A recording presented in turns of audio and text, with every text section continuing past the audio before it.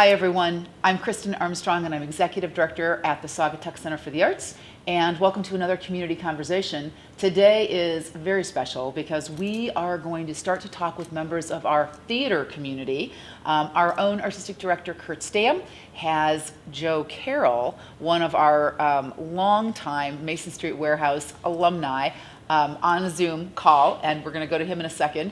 Joe is not only kind of a beloved person here, he's been on the stage a lot, but, spoiler alert, Joe has had a phenomenal Broadway career, and I'm really excited to check in with him, and also for all of us to talk with and see Kurt too. So, Kurt, take it away. Thanks, Kristen. I'm so thrilled to be here today with Mason Street Warehouse alumni Joe Carroll. And Joe, why don't you tell us a little bit about who you are and what your relationship to Mason Street is? Hi, everybody. Joe Carroll here. I'm from Grand Rapids, Michigan, and I did my first show at Mason Street in 2008, summer after my senior year of high school. I was a dancer in Evita. And then it was my second home in college. The following summer I did Dirty Rotten Scoundrels. I'm gonna see if I can remember this off the top of my head because we are. See. Oh, I was like, no, okay, so 2009 was Full Monty. Oh, yeah, that was the Full Monty. That was 2009 Full Monty. Right. Then it was Dirty Rotten Scoundrels. Right. And then you played drums on. Marvelous Wonderettes, played a little guitar, the following summer I think I was off, and then the summer after my senior year of college I did Avenue Q, right, which is where I got my equity card, and that was an unbelievably fun and vulgar show that I remember how we weren't sure if people were going to dig it, and man did people ever laugh. That was really fun. Yeah. And then what happened? Then I graduated from college and moved to New York, and bopped around in a couple shows, and then I did. Wait! You can't just say bopped around in a couple shows. If my memory serves me correctly, you went to New York, and you were there a month, and you got cast in once on Broadway. I finished up with you guys doing Avenue Q. And once the musical had just opened on Broadway, that in April of that year, it had won the Tony. And I've always played a lot of music. I was a drummer since I was really little, played guitar and piano, and but I didn't know how to play any of the real Irishy instruments like mandolin or banjo or ukulele. And so I was staying with George Stoughton, George Stoughton of Edward Jones, our favorite. And I was staying with them, and I would teach myself the music in his living room. And I remember very vividly sitting in his house trying to learn all the music to that show. And then about a month after I moved to the city, I got my first audition for Once, and then I went into that, and I did that on Broadway for a year. And then I left that to do the revival of Romeo and Juliet with Orlando Bloom and Condola Rashad. Shortly thereafter, did Cinderella on Broadway for a year. I then did a run on a show called Bandstand that was just streaming on playbill.com. Actually, depending on, I'm not sure exactly when you're going to air this, but it may still be streaming on playbill.com. We did that on Broadway in 2017. And then I just ended a year in Frozen on Broadway. And now leading into the coronavirus, I was fully unemployed. And now I'm. Oh, so you were done with Frozen when this started? I was, yeah. And it actually, I mean, you just try to look for the silver linings during these times because, the life of the actor is so feast or famine. And so I knew that my wife and I were both coming off of jobs, and we knew, okay, we're coming off a couple Broadway contracts and we got to save our pennies. And so we were ready we sort of hoarded our nuts for winter. And then, so we're going to be okay. And I know a lot of artists are really struggling, but we're going to be all right. And we saved our money, and now we're shacked up with my in-laws in Ohio, and just trying to follow sounds like good behavior. A good place to be, considering sadly what's going on in New York right now. Yeah. We left just about a week before the week that they shut down the Broadway shows. We hopped in a rental car and and headed to the Midwest. And Wow. we were quarantined a week before that, and we've been really on our best behavior, and have been totally healthy. We're very lucky. That's great. That's really good to Yeah. hear. Same with Yeah. us, knock on wood.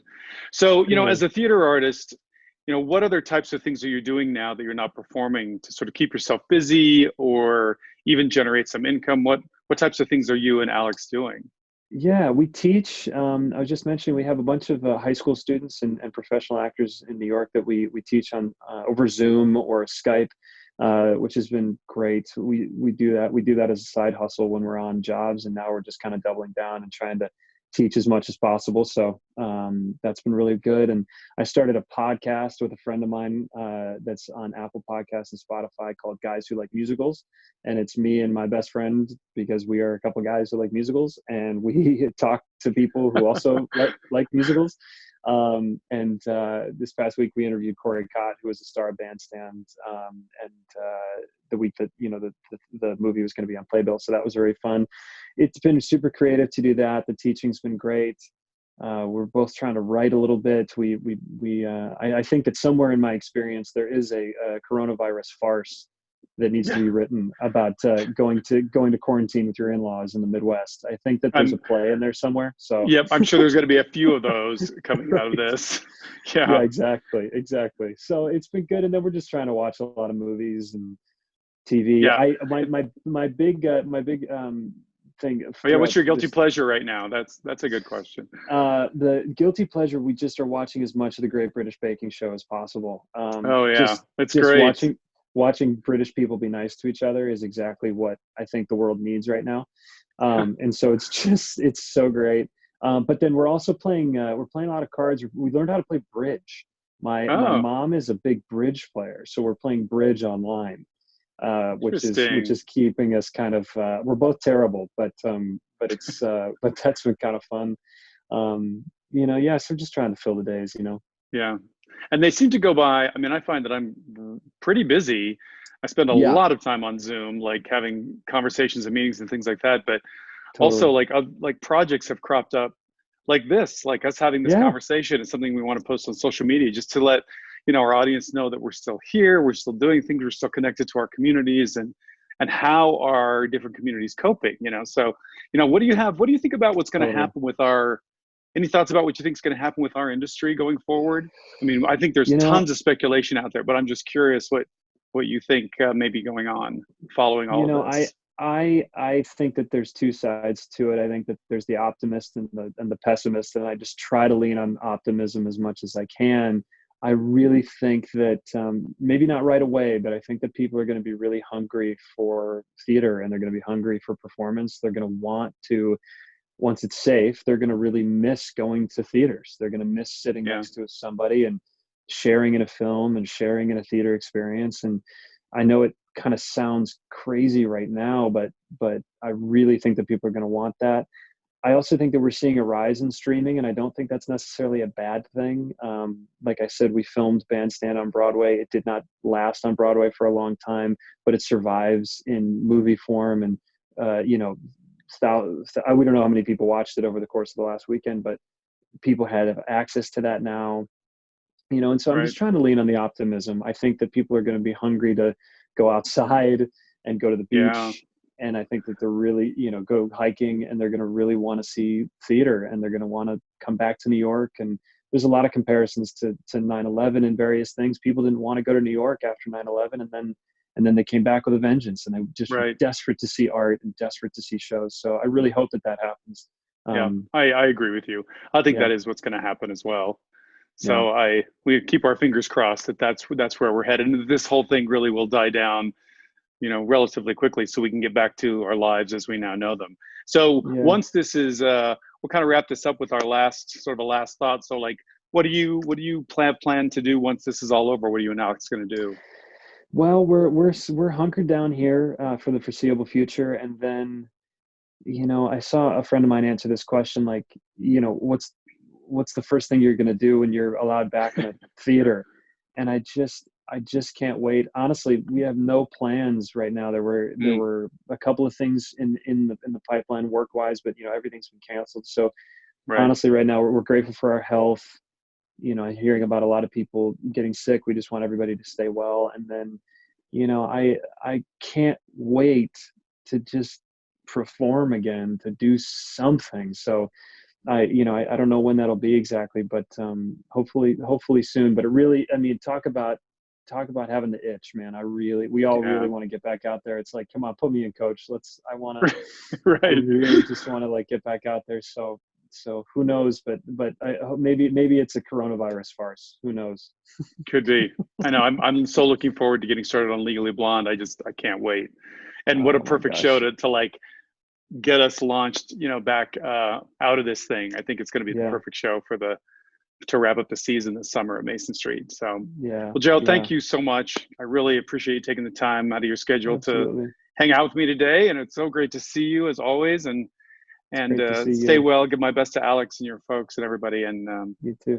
And Mason Street changed my life, brother. It did. And it's my second home. Like I said, I love it. I owe you so much. I owe that place so much. And so to everyone who continues, and thank you to everybody who continues to buy tickets and support that place, because it's a remarkable place. Well, thanks. We really appreciate that. All right. Thanks, man. KRISTIN, all right, back to you.